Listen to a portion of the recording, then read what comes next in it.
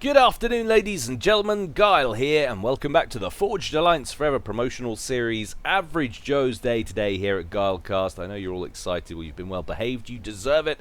What does that mean? My newer subscribers say, well, here at Guilecast, if you're below 1,500 global ranking points on FAF, you qualify as an Average Joe or a Joe.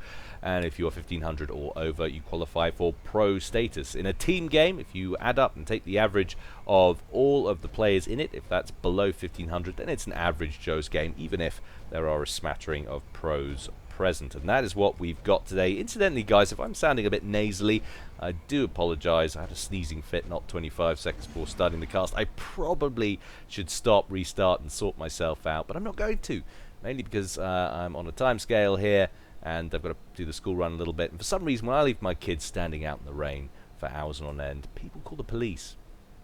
Oh, go figure. Anyway, I thought we had such a good time on Wonder yesterday, and we're going to revisit it today, albeit in a different format. So all of this action is going to go down on Wonder Open 5v5 version 3B. How very exotic. Yes, indeedy. I'm ready, you guys are ready, and the players are sure as hell ready. So let's go on over to the game zone and see how these guys are going to get on. So Wonder, we know what we're dealing with here, and thankfully the user interface agrees with me that this is Team 1 up here at the top, and this is Team 2 down here at the bottom. Going first for Team 1, Rigard Air position up here at the back. It's Lollipop, and he's going Cyber in first air in Pontiff White. Covering the top flank over here to the east, it's Sea Star in Mellow Yellow, and he is opening first land going Aeon. Second land as well, as it happens. Just caught the edge of that. Next up for Team 1, it's Havoc. Cry Havoc and go Burgundy Red UEF and open first land. And next up, he's got absolutely no place whatsoever playing in an Average Joe's game, but every now and again we like to stomp some noobs. That's what he told me in private. All jokes, he didn't say that.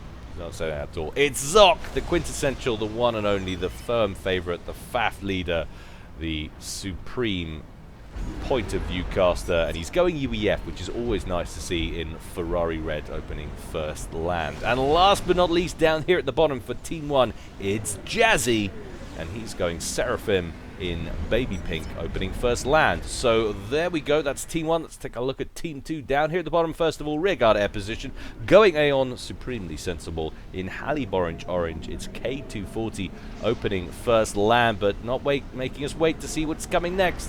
Second and third air following shortly after. Sensible indeed. Next up for Team 2 over here at the bottom flank, it's Roadrunner. He's going Cyber and opening first land, going second air there next to the Hydro in Elephantine Grey. Next, team member number 3 for Team 2, cover up your daughter's eyes and ears. He's fresh from the printing press with this year's dictionary of profane words. It's Maverick in Vivacious Violet. He's going UEF, opening first, second, third, fourth, fifth land until eventually deciding to throw an air factory in there for good measure. Team member number 4 for Team 2, we have Smurf Hunter also going UEF. A lot of UEF playing today, always good to see. And he's going Baby Blue, opening first, second, and third land. And last but not least, seen quite a bit of this today. Seen quite a bit of this recently. It's Nexus of Reality, and he is going Cybrin in Electric Blue, also going land pretty much all day.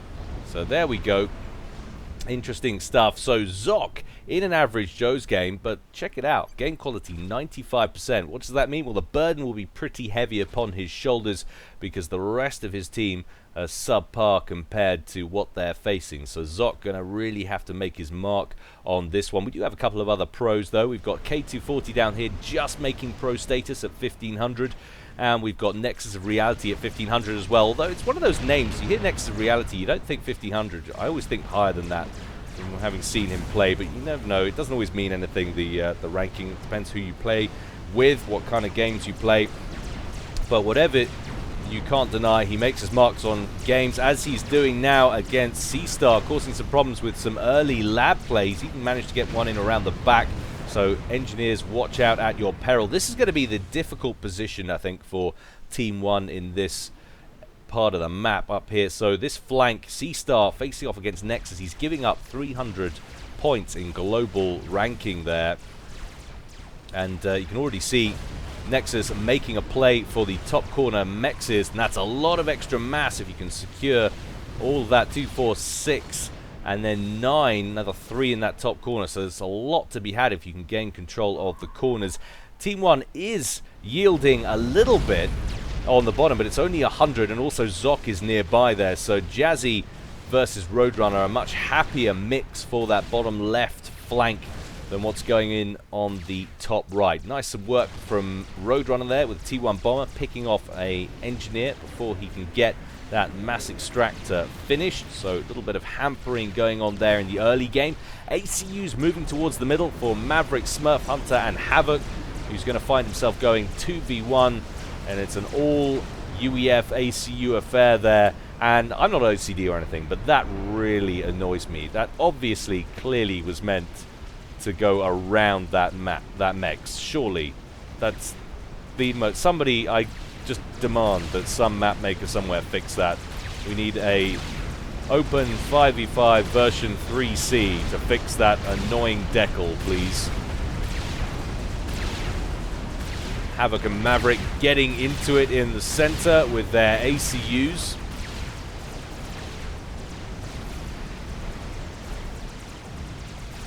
Zoc deciding not to make the move towards the middle with the ACUs yet. He's going to leave that ACU right there, keep the build capacity in the center of his base and develop. Has got an engineer moving forward, but we have got a bit of a run by over here at the leften, that's not a word, good job Guile, at the western edge of the map.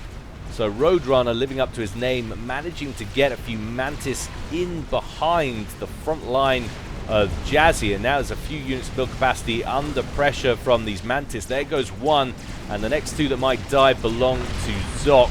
He's going to be very unhappy about that. Probably bill Jazzy's Ministry of Defense for that loss later, I'm sure. Another little group of Mantis moving forward. Managed to pick off an engineer before they can complete the T1 PD. That point defense would have been very handy to get online indeed. Back towards the middle, and a nice little bombing run that we've just missed from Havoc kills a whole clump of Maverick's build capacity sitting at the corner crater there. And as expected, it seems C-Star is going to be in defensive posture against Nexus of Reality, who's claimed all but 2 of the top right-hand flank mexes.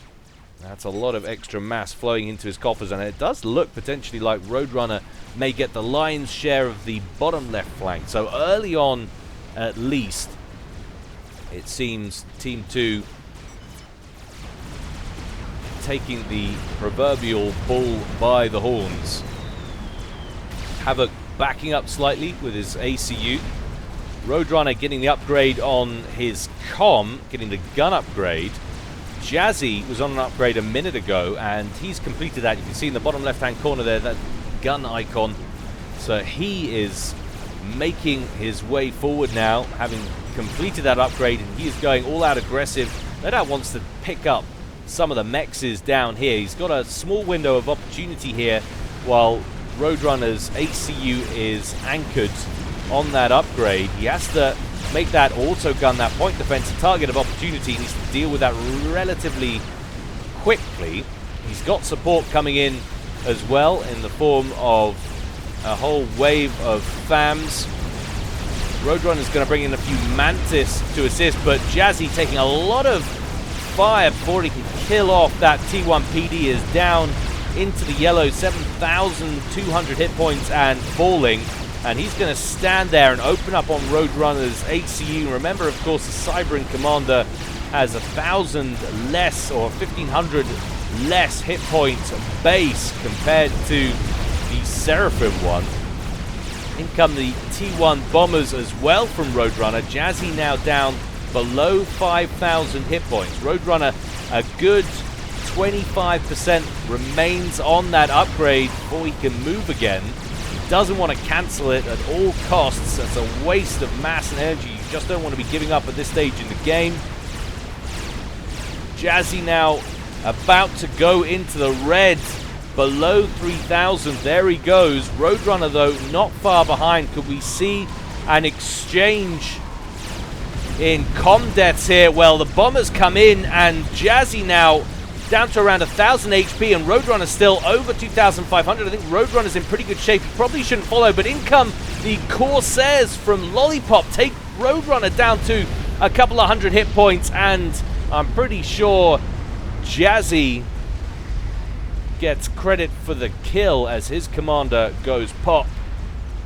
There goes Roadrunners as well. Roadrunner will, well no, both Roadrunner and Lollipop go to the top of the tables there, so I think they both got credit for the 2 ACU kills there, but that suddenly leaves a massive power vacuum on this side of the map. You can see K240 was positioning with Mercies there, ready for a snipe. But definitely the score doesn't show he got to the final blow. That was definitely Roadrunner. I'm guessing he wished he probably hadn't. But now C-Star looking to pressure Nexus just a little bit. Nexus is getting an upgrade on his commander up here. What's going on with Zoc? Well, Zoc's made the transition to T2. He's got an awful lot of pillars now on the field, and he's moving forward with his commander. Now, if he can get down here and contain Maverick from expanding into Roadrunner's base, he's going to have free reign to expand into Jazzy's old base, and of course take that bottom flanking position as well, with all of the 9 mass points that it has to offer. A lot of extra mass that you definitely don't want to see going into Zoc's coffers if you're playing on Team 2. Now we've got a little bit of a push from Smurf Hunter breaching in towards Havoc's main base. Havoc's going to have to withdraw with his horde of T1 to protect his base. Havoc's taking a bit of a battering on his commander as well. He's down to around 5,900 hit points or so. Take a quick look at Eco out in front. K240 rearguard air position for Team 2 is on 70. Lollipop jumping ahead for a moment. I think that was Reclaim though. He's on around 47. Zoc suddenly taking the lead though. 101, I'm pretty sure, is where he's at, and he's got a lot of extra mass to pick up on now. And this little group of pillars down here with the parashield and everything taking fire from the T1 PD, but looking like it's in pretty good shape. Havoc though getting cut off by Smurf Hunter's forces. Oh, Havoc, tell me you've got access to overcharge. Well, he does, and he's using it, but there are so many pillars around him, and there's too much damage coming his way. I don't know if he's going to survive this. Down deep into the red, he's not going to survive this, and Team 1 are going to lose another player. Not great at all for Team 1. And as suspected, with every passing moment, the burden on Zoc becomes greater and greater. Nexus of Reality under a little bit of pressure. I like what I'm seeing here. We've got a TML in play with 1 missile online. If C-Star could put a bit of damage on Nexus's comm and then just wait for him to get stationary, that could be a snipe on the cards. Alternatively, of course, could just use it to pick off all of the mexes or clumps of units that are stationary around the area. But the little push from Zoc continues. Build capacity from K240 is trying to erect some defenses, but they're not going to get online as the engineers are caught by that platoon of pillars that are now making their way on towards K240's base. K240 on an upgrade and stationary for the moment. We're going to have to keep an eye on these 2 theaters, because I know if we don't, we're going to miss something. A little bit of a zoom fail there. C-Star, not sure quite what he's planning. He's now getting mobbed by Mantis, found himself completely isolated. Meanwhile, as well, down at the bottom, Zoc now breaching into the main base of K240. And C-Star finds himself completely alone. He's got nothing coming in either. K240 rolling out, trying to overcharge these pillars one at a time. But C-Star finds himself well and truly outnumbered. Down into the red, 3,000 hit points and falling fast. He's got absolutely nothing, and Zoc is too far away to do anything about it. And we've got to go up and get the sound effects with the left window, because that's the only window that counts. So there goes C-Star, and suddenly it is 4 versus 2. And Smurf Hunter is all up in Zoc's base at the same time as well. We've got some pretty vulnerable looking T2 gens potentially. They would be very valuable targets of opportunity. Take out both of those, and Zoc's net usage is in deficit. So definitely a major hampering there, but another large contingent of pillars bearing down on K240. Zoc might be able to claw this back if he can take out the air player for Team 2. There he goes. Very nice work indeed. Unfortunately, the com kill kills almost all of those pillars. A couple of them remain, but Team 2 find themselves without an air player.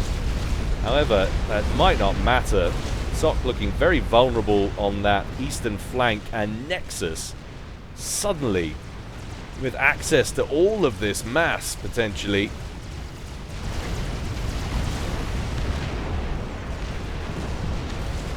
Zoc still in the lead in terms of mass generation.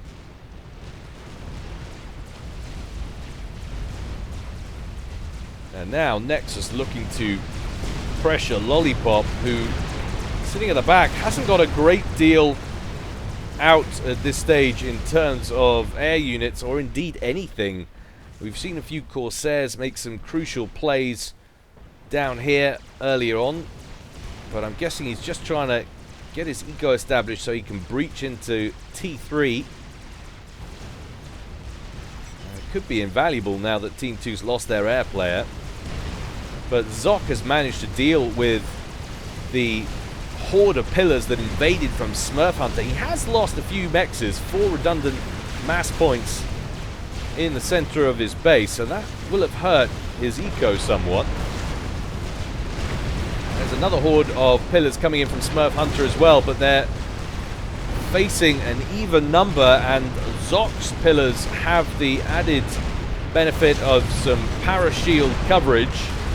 So I'm thinking this is going to be another hold here from him. Maverick trying to get as many T1 PDs online as he can.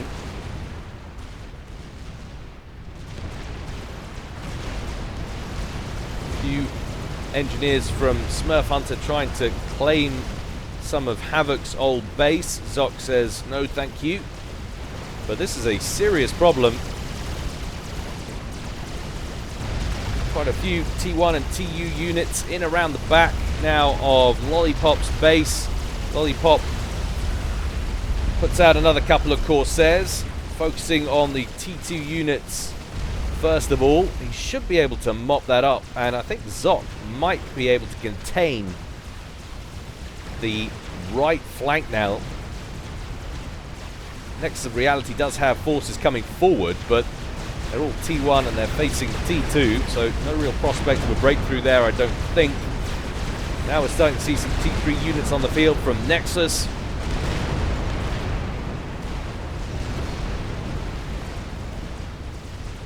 But I feel like we're on the verge of something pretty special. You look at what's happened in the last 4 or 5 minutes, how quickly Zoc has expanded down here, and the amount of units that's pouring into this southern army down here.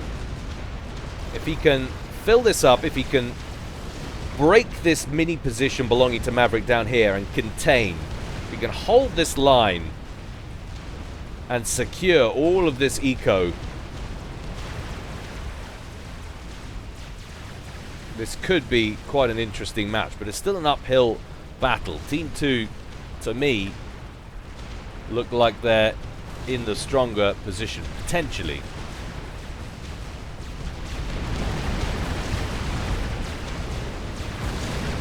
Generated mass between the two teams.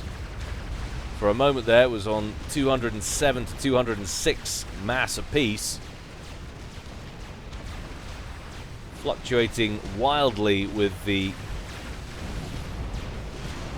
mass that's present on the field, of course. Loyalist strolls in, eats a little bit of Corsair fire and some PD fire as well. These Corsairs can make a real difference on this map. They're pretty unchecked. Get in down here, take out these Loyalists and start working on a lot of these mass points that are vulnerable. Leave Zoc to handle the ground game and just focus on air superiority. Lollipop could make some very meaningful contributions.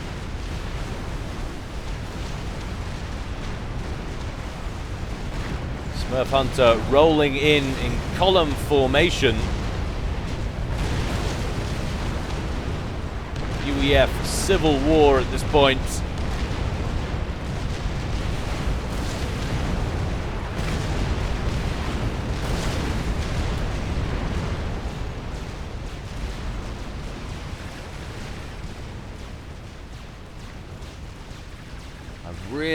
Really want those Corsairs to take out those Loyalists. It's bugging the hell out of me. But instead they're going to go in after Maverick, who is anchored to the spot on an upgrade. He's just about to finish, so that is a valid target decision right there. But what he finishes personal shield. So it's going to give him a little bit more leeway. We're not going to see the end of Maverick in the next pass, which is what would have happened had they been hit to his position a moment earlier. But still, one more pass depletes that personal shield by 55% or so.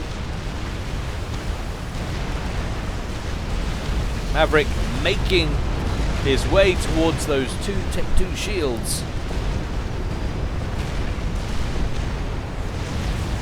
And he makes it into relative safety, but look at all of the pillars on the field from Zoc that are now swarming around the underside of his base.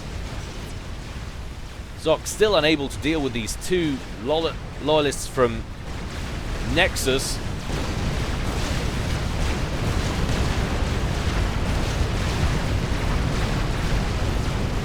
That's interesting. EMP affects friendly forces as well from the Loyalists' death weapon. But Maverick's shields are depleted, or one of them is actually destroyed. But another one of them operational. Lollipop could do a lot worse than to focus on the shield gen first of all, and then worry about trying to kill the commander. Shield is down, but it won't be for long. Maverick very, very close to meeting his demise here. But the shield once again about to blink on. It would have taken just one or two Corsairs, I think just one Corsair in fact, to prevent Maverick from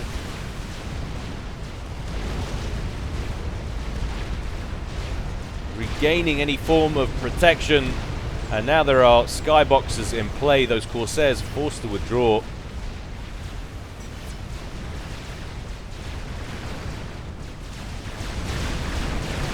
But wow, that's a lot of Loyalists and pillars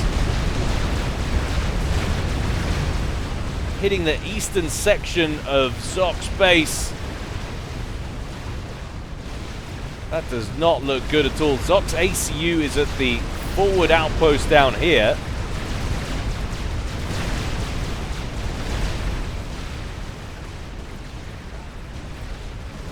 Look out, Nexus of Reality completes a Monkey Lord back at his main base. Now that will be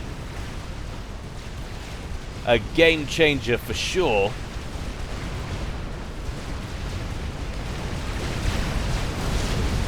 Deciding he doesn't like the odds against all those pillars in the central base of Zoc. Nexus of Reality switches up to Lollipop, who has just a bajillion Cerberus turrets online.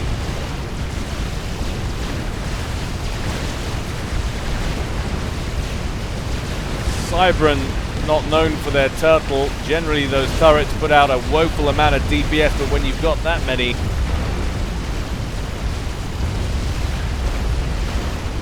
that'll do nicely. Maverick's base in tatters now being pressured by flapjacks. Some TMDs just about keeping up with the missile spam. Maverick has recovered most of his health.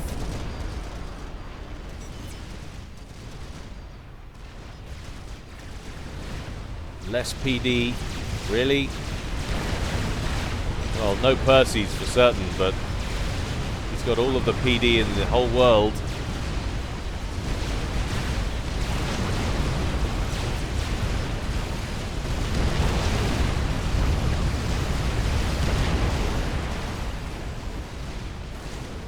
Monumental job Zoc is doing here. And I like what I see, just a couple of engineers building a curtain of triads around Maverick's base, making sure he doesn't get any ideas about expansion. A nice little engineer drop into the back. Looks like he might be making a play for K240's old base. So Smurf Hunter throttled by Zoc on one side, Maverick on another, and Nexus nowhere to expand to initially. And Maverick in an ever-decreasing sphere of influence. It's only going to be Nexus of Reality that can dislodge Zoc so far. Nexus of Reality needs to get his power grid sorted first of all. When he does, I'm pretty sure his mass output is significantly higher than Zoc's.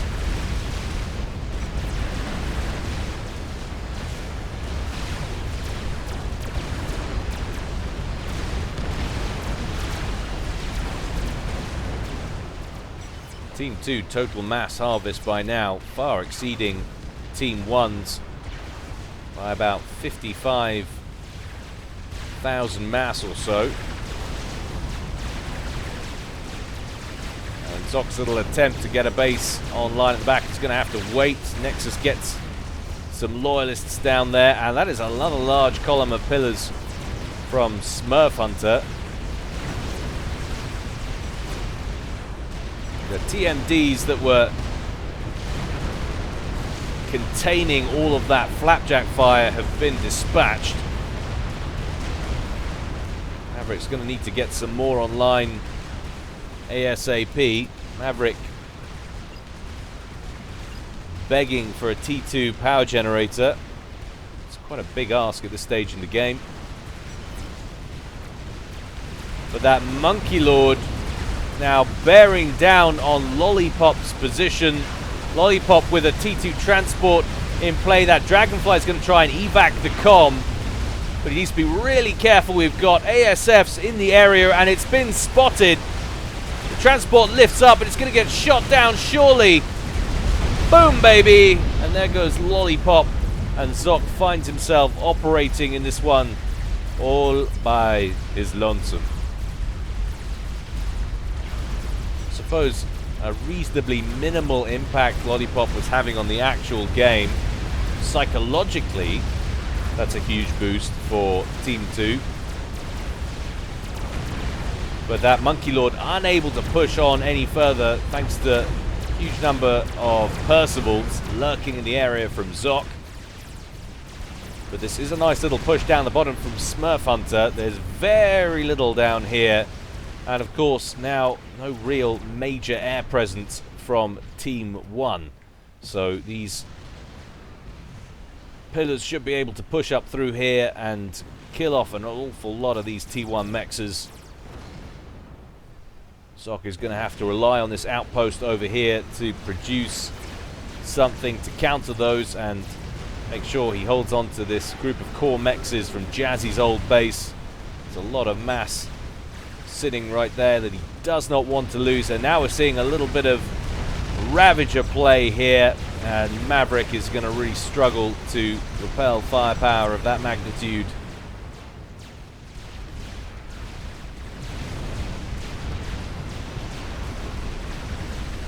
Maverick doing a lot of talking.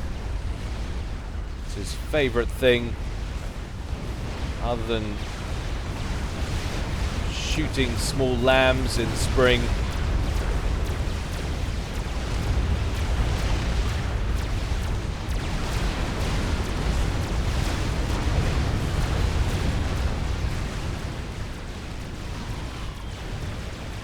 And now we've got a few loyalists breaching this gap at the bottom as well, so it's even more pressure on this outpost for Zoc, and he's made the transition to T3 air relatively quickly. We've got a lot of build capacity now that's going to be working on those T3 P-gens.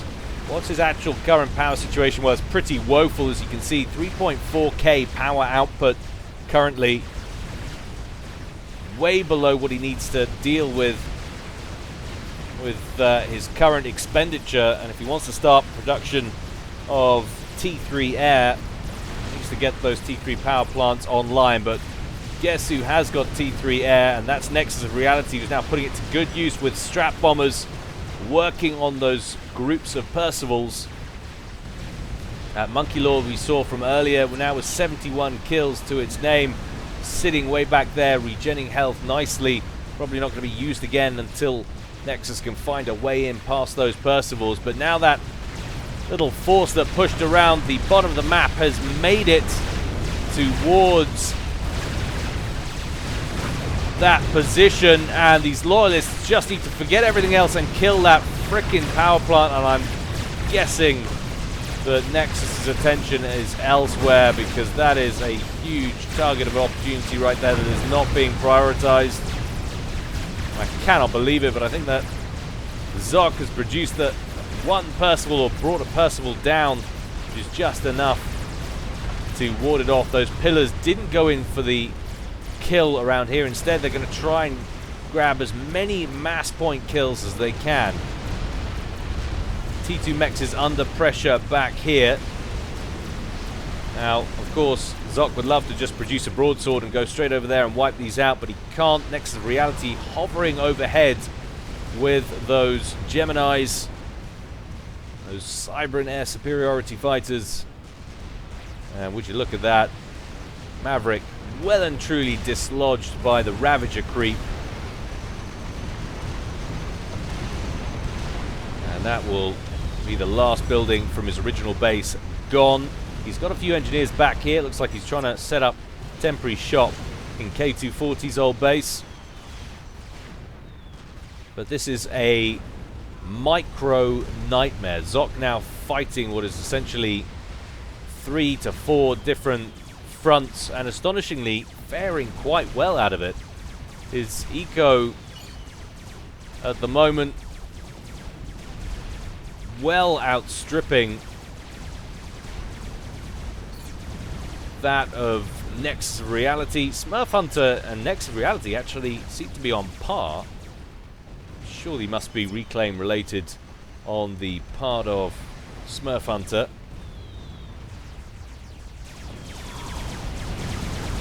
But that power generator did finally die off thanks to strap bombers, and now they're going after the T3 Air Factory as well. That one sitting on 702 hit points currently. And with the strategic bomber coming in for another run, doesn't matter how many tracers you've got there. Well, they're not even tracers, they're the Seraphim T1 anti-air. Even some Cougars in there as well. I don't know why I said tracers. It's Cybran. Railguns, of course. Railguns. Glorious UEF. Well, that Monkey Lord dipping his toe into combat for a moment there, and then saw the Percivals and thought, nope, don't like that. Not for me.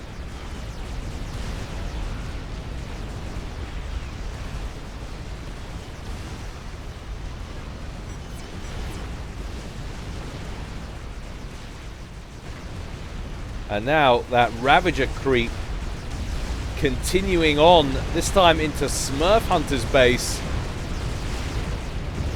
and Smurf Hunter is not going to find any way of repelling that. He's building shield generators, but nothing he's going to be able to do about that.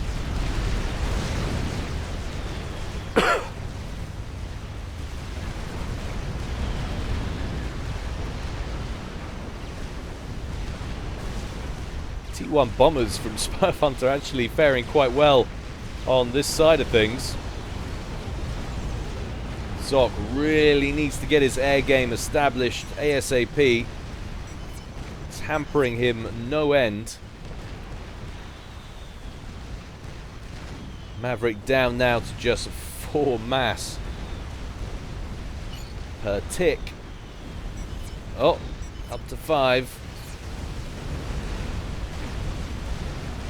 Essentially down and out of this game. Renegades in at the top for Nexus. Commencing Operation Kill as many of Zoc's open mexes as you can before he builds air is a go. That's an awful lot of gunships.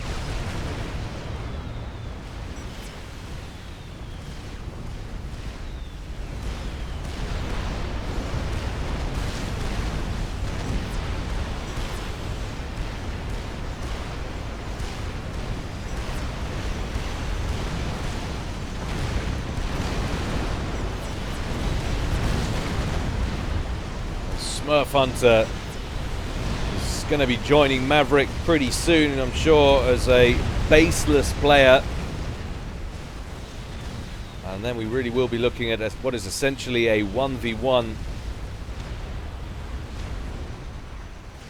It's assuming Zoc can counter this gunship problem. He's trying to chase them down with mobile T3 anti-air, the Cougars.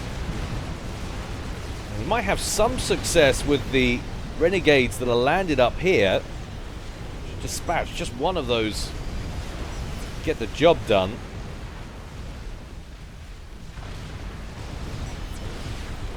Trebuchet fire raining down on Zoc's forward position up here at the top. The body of Percival's way back away and out of danger. And now we've got just a few Percys brought in as well to help things along with the PD creep down here from Zoc.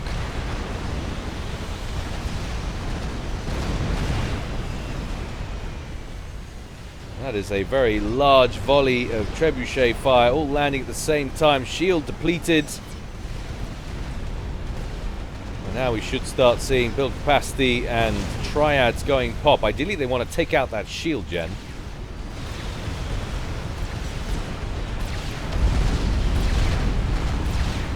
Not often you see an overcharge fly off into the distance as Smurf Hunter kills with the main gun that Percival, and then the overcharge follows after it.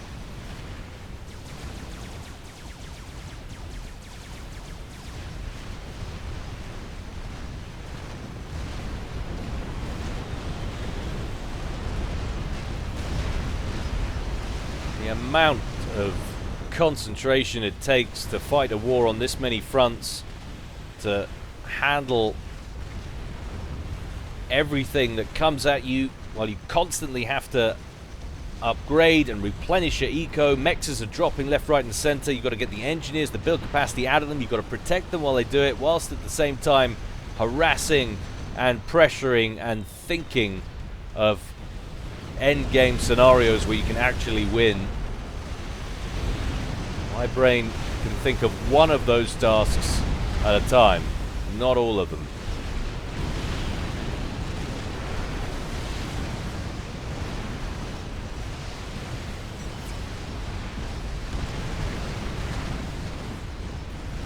Strap bombers still causing a problem. We are starting to see ASFs coming out now from Zoc, who has his new air factory and the T3 power grid and the Omni in a much more defensible position. Now if we can get a handle on the air game, if you can muster enough ASFs, he can set himself up in the driving seat. Once Smurf Hunter's base is gone, Zoc is sitting on 60% of the total real estate on this map.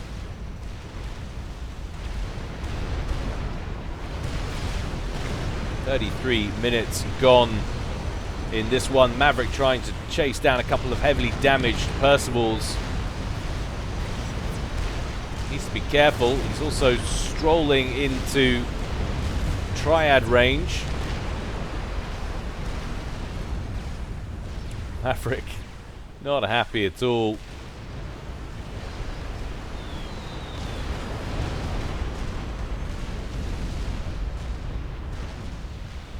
But this could be a position-breaking assault now. What looks to be about 15 Percivals, 14 Percivals, something like that. Maybe a few less. Maybe I overestimated.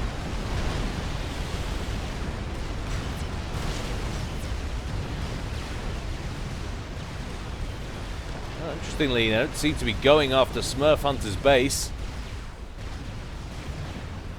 Seem to be wheeling northward. All these T3 units are loyalists. They're not going to fare brilliantly against Percivals. Nexus is going to need to move those back, and pronto. If those Percivals get in range of the power grid, then this game is surely all over. Nexus way back here getting an upgrade on his commander. This is interesting. Percival's withdrawn to the main base. Now, that Monkey Lord could get in here and cause some problems.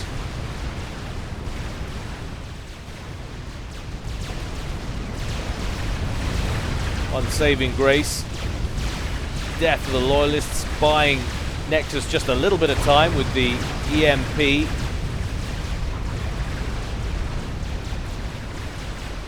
While the softening up operation continues from the trebuchets, but it's only going to last so long.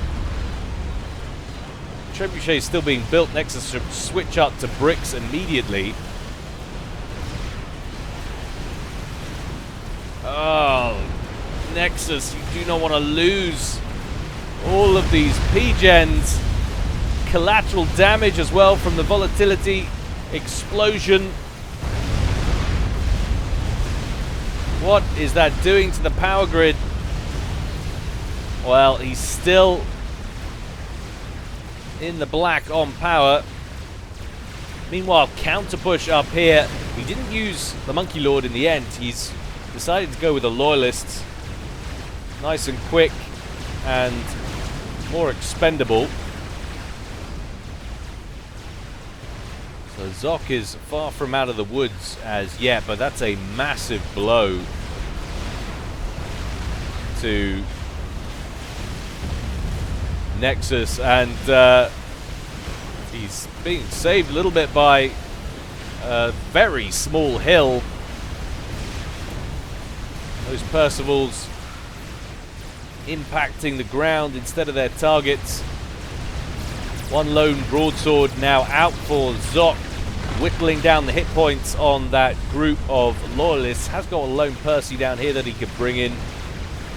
There's a lot of extra mass that Zoc has lost on that run by. You think of all of the mexes up here that were under his control.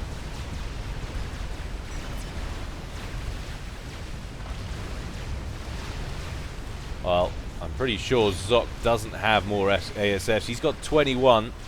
Nexus has 26, so it's a close run thing.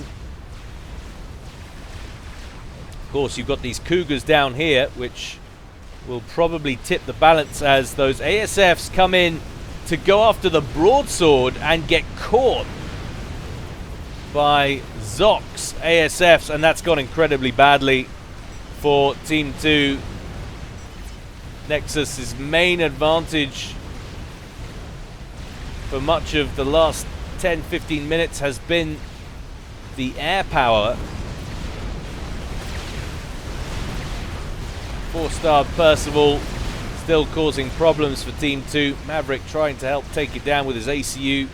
But there go the ASFs, and now the broadswords, which Zoc has been amassing, are freed up to move out and start work on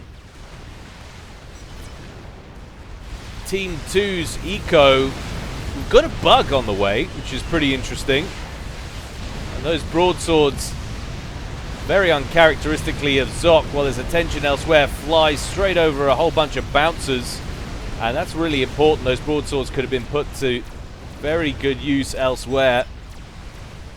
K240, though, saying after that last air engagement that Zoc has won it for his team. I'm not sure he's wrong at this point. Strap bombers out from Zoc, working on the fringe units. Monkey Lord has regened all of its HP, but is in full retreat versus that horde of Percivals that are threatening to take down this position. Nexus has some bricks in the area, but not that many. Zoc could wipe that T3 factory out right now. I'm surprised he's deciding not to. Maybe he's just waiting for the second group of Percies to come in. Lollipop says, "Hail the god of Sopcom." Well, if there was a god of Sopcom, Zoc would be a pretty damn good candidate for it. Another broadsword coming in now to work on those trebuchets. How's that bug doing? I don't know if Zoc has actually seen it. Well, yes, he has. Bug at 45%, so he should be aware of that. That ping, or that notification marker down from Lollipop.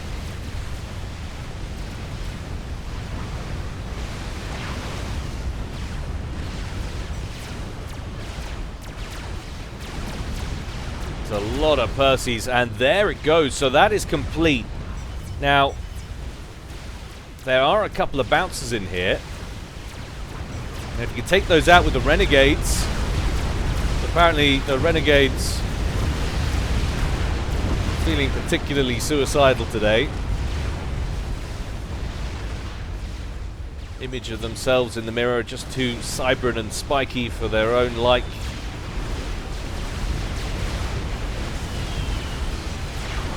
Just the one Cougar remaining, not enough to threaten that bug. And there goes, who is it? There goes Smurf Hunter, strap bombed by Zoc. And you've got to think that Maverick is the next target. In come the strats. Maverick loses his shield, now down into the yellow, 14,000 hit points remaining, battling Percivals at the same time. Another couple of strats come in, takes him down into the red, 2,600 hit points remain, and there he goes.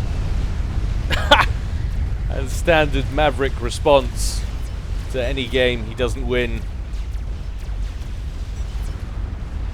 Once again, illustrating why he graduated with honors from the Donald Trump School for Manners and Etiquette. Nexus of Reality under pressure as well. Zoc could be about to finish it right here.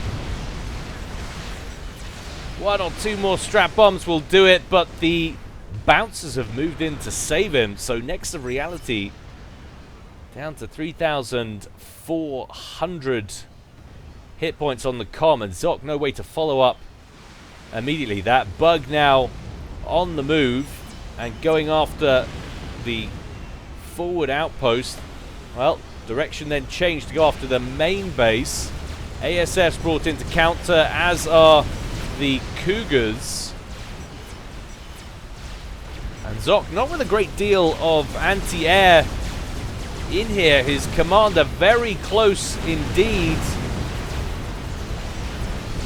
to that bug, and there's hardly anything shooting at that Soul Ripper. Zoc has not got any anti-air. He needs to switch up all of these factories to flak or Cougars immediately. The shield is depleted, and Zoc now on the run with his ACU below 10,000 hit points. Soul Ripper goes into the red as well.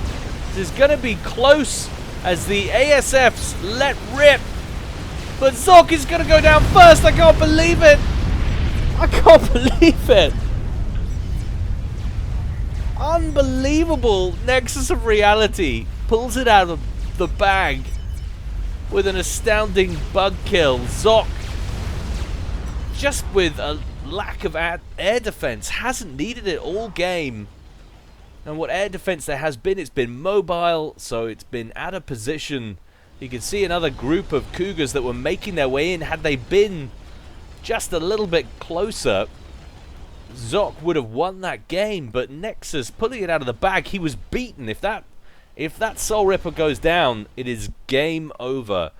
But phenomenal play nonetheless from Zoc, and phenomenal play from Nexus to close that one out. I hope you enjoyed that. I frickin' loved it. As always, more to come from me in the future, guys. But in the meantime, stay well and stay safe. This is Guile, signing out.